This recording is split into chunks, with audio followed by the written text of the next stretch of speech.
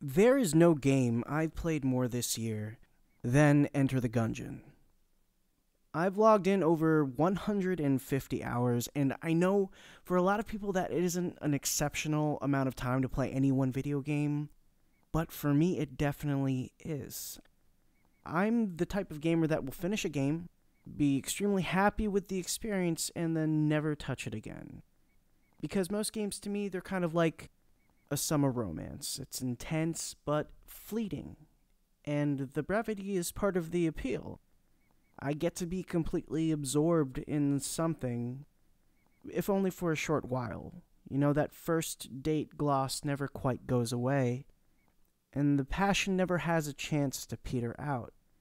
It just remains long enough for me to appreciate when I choose to leave it behind. But Enter the Gungeon was different. It wouldn't be so easy for me to break away. To this day, it's one of my few platinum trophies, and easily the one that tested me the most in both skill and patience. I've seen every part of this game, many parts multiple times, and yet I still always find reason to return. And I think I'm finally able to really articulate why. The Gungeon to me is more than a setting where the action takes place. As exceptional as that is, I mean, each floor, each room is adorned with breakable objects, reinforcing the chaos of a hectic gunfight.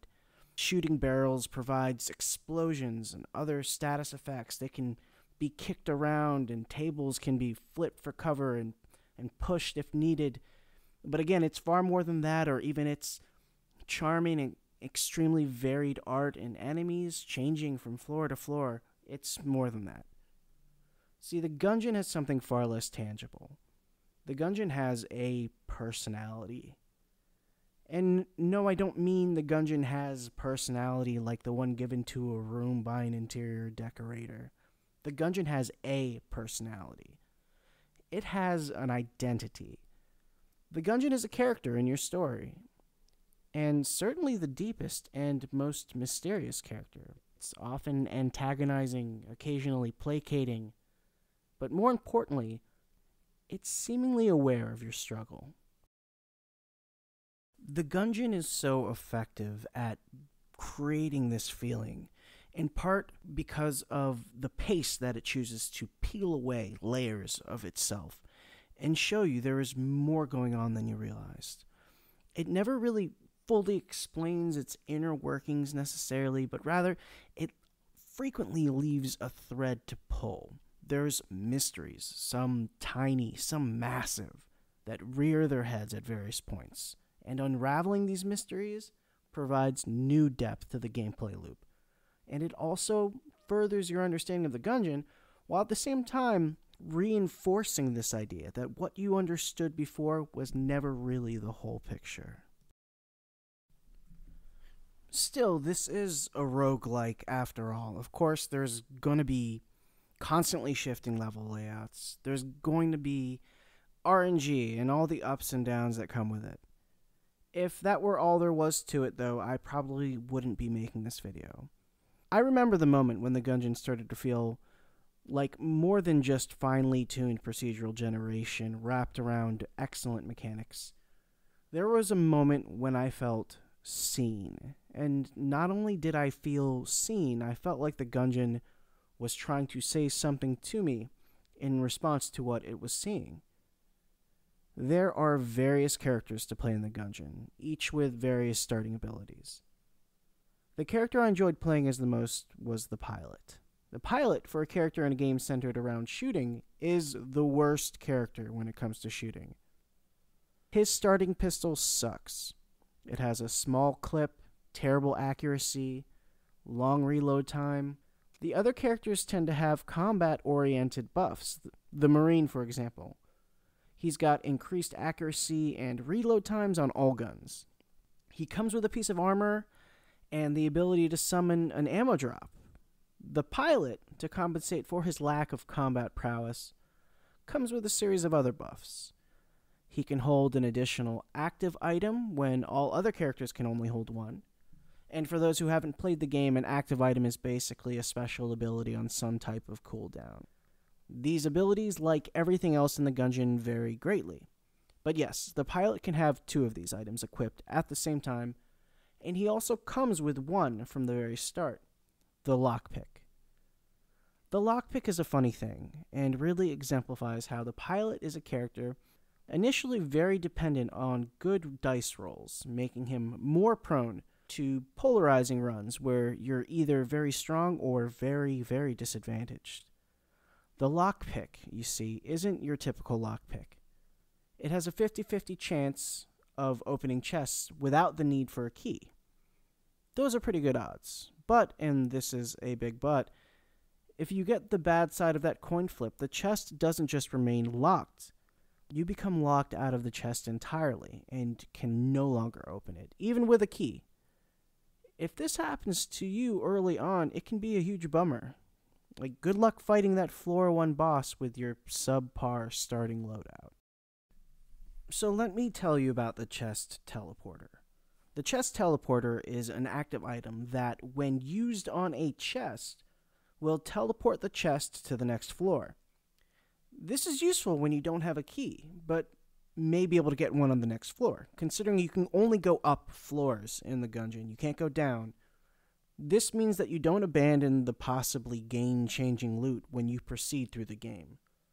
Not only that, but the teleporter also has a chance to upgrade the chest to an even better one when moving it from floor to floor, which is signified by the chest changing color, because chest quality is signified by color, because video games.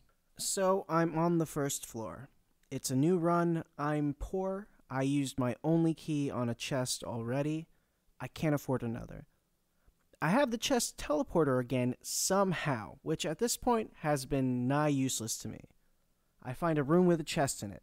I have no keys, so I use my lockpick on it, and as expected, it's a no-go. I'm locked out.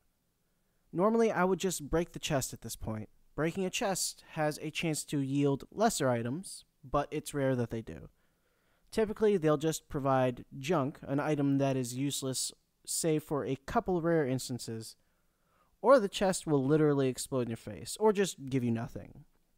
This time, I think, what if I just use this chest teleporter on this locked out chest? At worst, I think it makes no difference. I break the chest on the next floor, and that's that. At best, I think it could upgrade the chest, and despite me being locked out of it, breaking it may have a chance to give me something better than I'd have otherwise. What results, though, is this. I teleport the chest to the next floor, I kill the boss on the current floor and move on, catching up with that chest. Lo and behold, that same chest is waiting there for me, but this time, it's unlocked. It's unlocked. It's unlocked. So the chest teleporter, it not only does what I thought it did, but there is a very specific interaction when used on chests where the lockpick fails. It moves the chests to the next floor and unlocks them. This basically gave my lockpicks a 100% success rate. Now, this game is full of cool interactions like that. One item might seem useless, but if you acquire another item, it may turn that original item into something very, very powerful. That's not the impressive part of this. What fascinates me, what pushed me to write this and to do this video, is that in that moment, I felt like the Gungeon had been watching me and tried to send me a message in whatever language it could. I felt like the Gungeon had witnessed my use of the lockpick. I felt like it saw my failures and tried to provide a solution for my struggle. It didn't just spell it out in English. It doesn't speak my language. If there had been some kind of prompt telling me about the interaction, it would have felt like the voice of the developers aiding me. Here, it felt like the Gungeon nudging me towards something in the only way it could. Suddenly, the mystery of the Gungeon expanded. It was not only about trying to discover all that the Gungeon contained, all of its secret rooms and guns and items. To me, it became about starting a run and seeing what the Gungeon wanted to show me. I was already many hours into the game. I've spent many hours on the wiki trying to understand and unlock everything. Many of the secrets were already spoiled for me in this quest. But this real magic of it was not. You can't find that feeling that I'm talking about in a wiki. It's not something that you can just unlock, and it's not really something that can even be spoiled. Of course, the Gungeon isn't a person. Perhaps my story is just a result of some procedural generation or mechanic I don't know about. It probably is. Okay, it definitely is. But it doesn't take away from the fact that those elements swirled together in such a way that it really felt like some kind of thinking, almost living entity. The RNG, the pace at which it unveils itself really does portray a world where it feels like it's engaging with you as much as you are with it. It pulled me in with its variety and endless things to discover. It kept me engaged with extremely tight mechanics and the thoughtful enemy design. But really, it's the secrets that portrayed a game where there was always more to discover, more to explore, and near endless possibilities. That alone is an extremely effective loop. All of it makes Enter the Gungeon an astonishing accomplishment that I will always remember. But what I'll remember even more fondly is my brush with what felt like the soul of the Gungeon. In that moment, I was reminded of when I was a kid, and I could look at the clouds and see faces without even trying. Or when I grew older and would open a fortune cookie, and its revelation felt too relevant, even for my skeptical mind, to be just based on chance. A coincidence leaves point A and another coincidence leaves point Z. It happens every day. No one thinks about it. Then 1 out of 1,000 days, you open your door and the two crash into each other right in front of you, and you can't help but think there was something that set the course for it all. Therein lies the magic of Enter the Gungeon, and that is why even after unlocking every item, after seeing every floor and every enemy, there remains reason to explore it.